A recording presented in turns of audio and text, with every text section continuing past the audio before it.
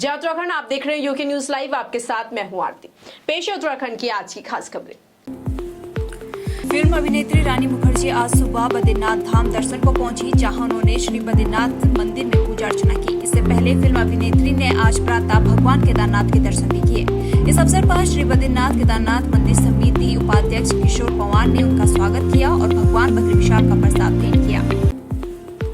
प्राचीन भारतीय संस्कृति पर लगातार हो रहे हमलों के विरोध में आगामी 2 से 5 नवंबर तक देश की आध्यात्मिक राजधानी काशी में बड़ी संख्या में साधु संत विद्वान जुटने जा रहे हैं। हाल ही में विपक्षी दलों के कुछ नेताओं द्वारा सनातन धर्म को लेकर दिए गए आपत्तिजनक बयानों के विरोध में साधु संत संस्कृति संसद का आयोजन करने जा रहे हैं।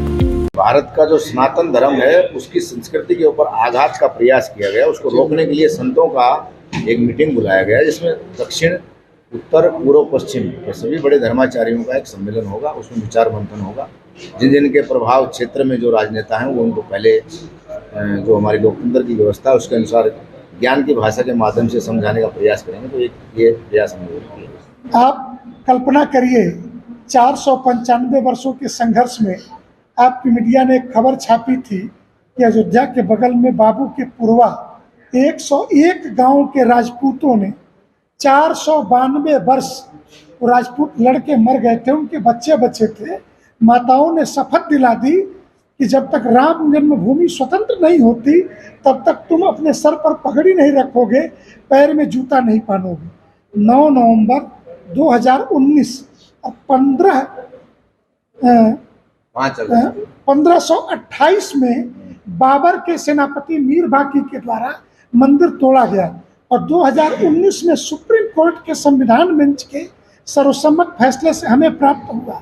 इसके बीच में 492 वर्ष बीते, पीढ़ियां दर पीढ़ियां गुजर गई, न किसी ने जूते पहने न सर पर पगड़ी रखी। 11 नवंबर 2019 को जिन लोगों ने पहली बार जूता पहना और पगड़ी रखी, ये हिंदू स्वाभिमान है। इस स्वाभिमान का पुनर्जागरण होना चाहिए कि नहीं? और इसी पुनर्जागरण के लिए एक एक साधु 5 नवंबर से 15 जनवरी तक गांव-गांव में जाएंगे, अलख जगाएंगे।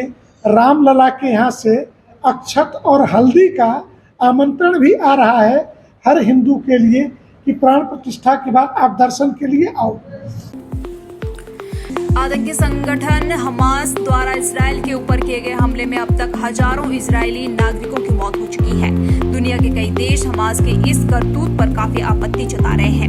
हरिद्वार के तीर्थ पुरोहितों ने रामघाट पर दीपदान कर मां गंगा से मृतक इजरायली नागरिकों की आत्म शांति की कामना की, साथ ही हमास का दमन करने का आशीर्वाद भी मांगा।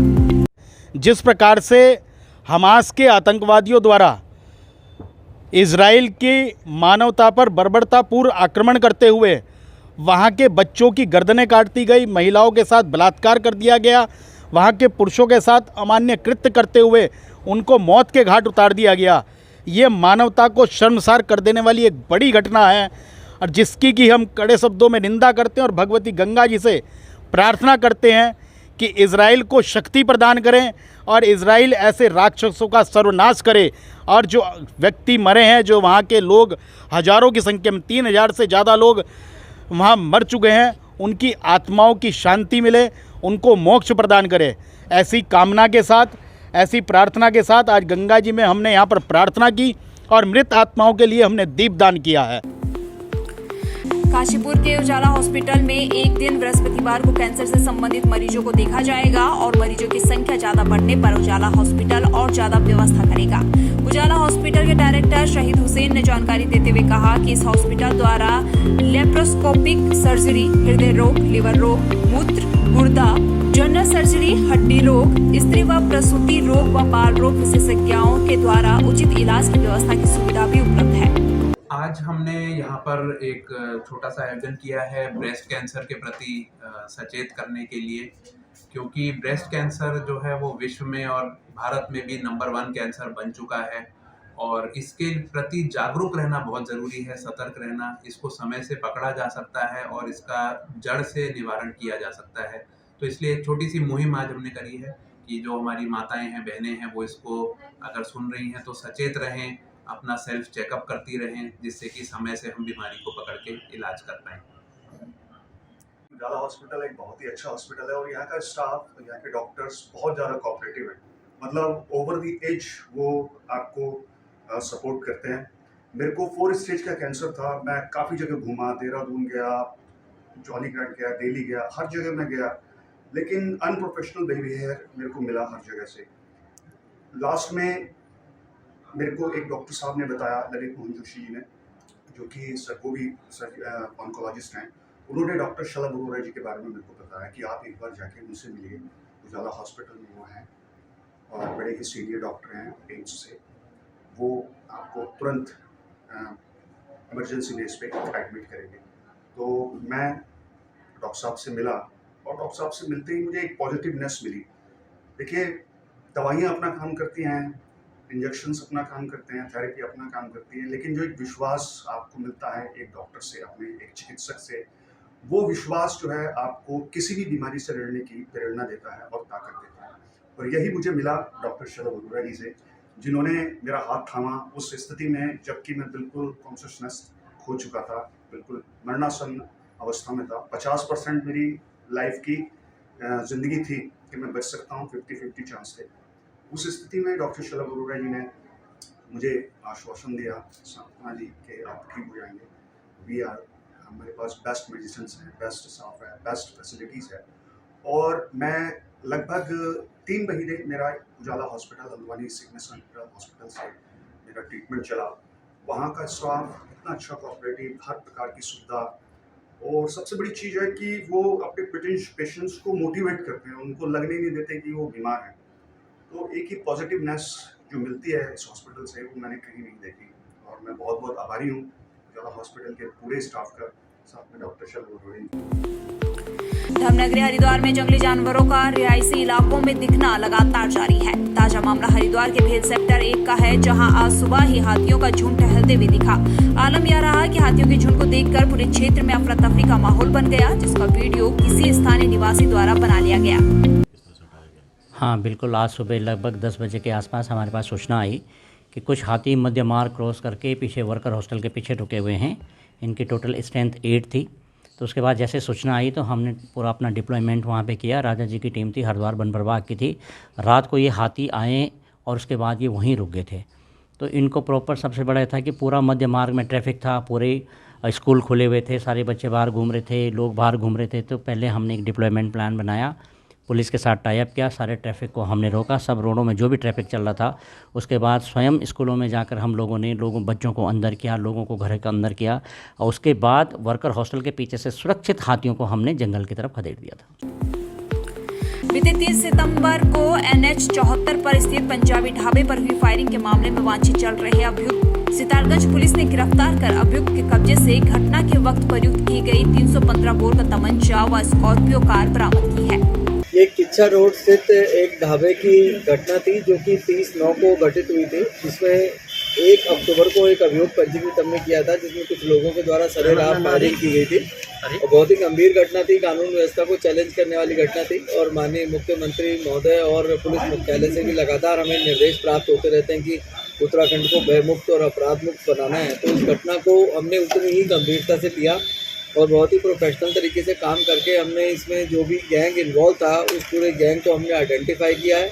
और उसमें जो मुख्य अभियुक्त था उसको हमने पिछली 6 तारीख को हमने गिरफ्तार किया था, 6 अक्टूबर को। और उसके बाद एक दूसरी सफलता हमें मिली है, जिसमें एक अभियुक्त को हमने और गिरफ्तार किया है, जिसका नाम सोनू गंजा है। और इससे हमने जो घटना में प्रयुक्त वेपन था, जो तमंचा जिससे फायर किए गए थे, वो भी हमने बरामद किया। और साथ में एक स्कॉर्पियो गाड़ी जो घटना में प्रयुक्त हुई थी, उसको भी हमने बरामद किया है। ये जो अभियुक्त हैं, इसमें बाकी भी कुछ अभी शेष हैं, उनके खिलाफ भी इनाम बढ़ाने की और उनके अरेस्टिंग के हम लोग प्रयास कर रहे हैं। अब इसमें जो बाकी भी कुछ घटनाएं इन लोगों के द्वारा इसी प्रकार की घटनाएं, कुछ साहसिक घटनाएं की गई है, तो इन सबका संज्ञान लेकर के इन्वेस्टिगेशन में सारे फैक्ट्स को इंक्लूड करते हुए इनके खिलाफ कड़ी से कड़ी निरोधात्मक कार्रवाई हम लोग करेंगे और गैंगस्टर एक्ट की नियमानुसार हम लोग कार्रवाई इसमें करेंगे।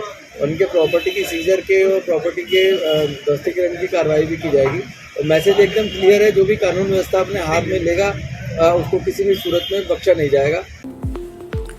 भगवानपुर क्षेत्र स्थित क्वांटम यूनिवर्सिटी में आज छात्रों ने धरना प्रदर्शन कर बैक पेपर फीस को हटाने की मांग की है। छात्र छात्राओं ने आरोप लगाते हुए कहा कि क्वांटम यूनिवर्सिटी का स्टाफ छात्र छात्राओं की फीस के नाम पर उत्पीड़न कर रहा है। छात्र छात्राओं ने बताया कि जो फीस पिछले वर्ष 1500 थी उसको बढ़ाकर 4000 कर दिया गया है। उन्होंने बताया कि कॉलेज प्रबंधन अपनी मनमानी कर रहा है, छात्रों को डरा धमका कर जबरदस्ती उनसे पैसे वसूल रहे हैं। वहीं मौके पर पहुंचे भगवानपुर तहसीलदार ने बताया कि छात्र छात्राओं और यूनिवर्सिटी प्रबंधन के बीच जल्द ही रास्ता निकाला जाएगा। देखने वाली बात होगी कि ये धरना प्रदर्शन कब तक चलेगा। उन्होंने बैक पेपर की फीस 500 से हटा के 1500 रुपए कर दी। डिपार्ट फीस 1500 की थी जो कि 5000 रुपए कर दी, और जो बच्चे डिपार्ट थे पेपर के डिपार्ट के कारण पर उनको ईयर बैक निकाल दिया। सर अब बताइए, वैसे हमारा 5 साल का लोन है, LLB हमारा 5 साल का है, उसमें सर हमें 1 साल और बढ़ा दिया। अब हम 6 साल इनके कॉलेज में एग्जाम देते रहेंगे क्या सर? हमारा भी इतना भविष्य है, हमारा भी इतना करियर है सर, और ऊपर से फाइन हर बार फाइन लिया जा रहा है। और सर कल मैं अपने लिए स्टैंड लेने के लिए खड़ी हुई क्लास में, तो सर पीसी सर उन्होंने मुझे क्लास में डांटा है सबके सामने, और ये रही वो वीडियो, क्योंकि उन्होंने SDM साहब के सामने ये कहा था कि मैं बच्चों से आराम से बात करूँगा, लेकिन कोई आराम से बात नहीं की। ये पहले दिन ही बच्चों को बता दिया जाता है, ये हमारे डिसिप्लिन रूल्स में भी लिखा हुआ है कि संस्था में कोई भी गाड़ी नहीं आएगी, क्योंकि हम संस्था के पास में बसेस हैं और बसेस से आना या फिर सरकारी बस से आना ही संस्था परमिट करती है। बच्चों की सुरक्षा की दृष्टि से हम लोगों ने ये नियम बनाया है कि कोई भी बच्चा अपने घर से बाइक से नहीं आएगा।